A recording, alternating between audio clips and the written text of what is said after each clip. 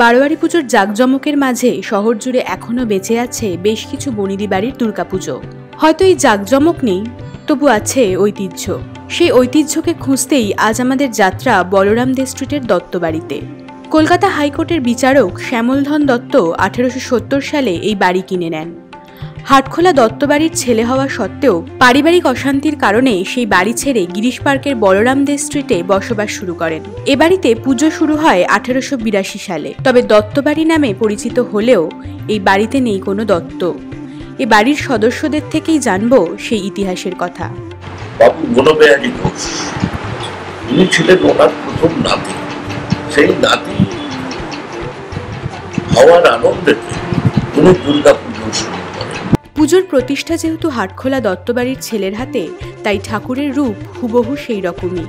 Speciality বলতে এখানে ঠাকুরের শাড়ি থেকে গয়না সবকিছুই তৈরি হয় মাটি দিয়ে। দেবীর আরাধনা শুরু হয়ে যায় মহালয় থেকেই। 7 জন ব্রাহ্মণ এসে নিত্য দেবীর আরাধনা করেন। এরপর ষষ্ঠীতে হয় দেবীর বোধন।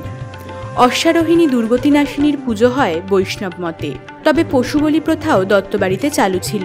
বলিদানের সেই প্রথা আজ বন্ধ নীলকণ্ঠ পাখি ওড়ানোর ঐতিহ্য।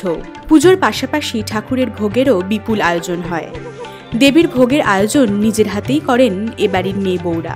মহাভোগের লিস্টে থাকে লুচি, খাস্তা কচুরি, নারকেলের নাড়ু, লেডিকিনি, দরবেশের মতো জিভে জল আনা সব খাবার। ভোগে আমাদের 7 রকম ভোগ হয়। কি ভোগ?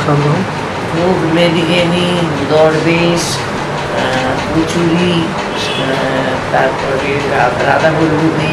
দশমীতে দেবী কৈলাস পথে পাড়ি দেন। এরপরে বাড়িতে আয়োজন হয় খিচুড়ি ভোগ বিতরণের অনুষ্ঠান, যা দরিদ্র নারায়ণ সেবা নামেও পরিচিত।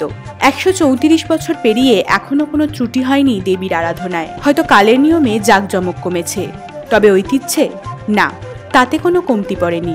আজ জানলাম দত্তবাড়ি পুজোর কথা। তিলোত্তমার এরকমই আরও কিছু বনেদি বাড়ির ইতিহাস নিয়ে আমরা আসবো আপনাদের কাছে। সৌপ্তিক ব্যানার্জির রিপোর্ট, কলকাতা 24/7।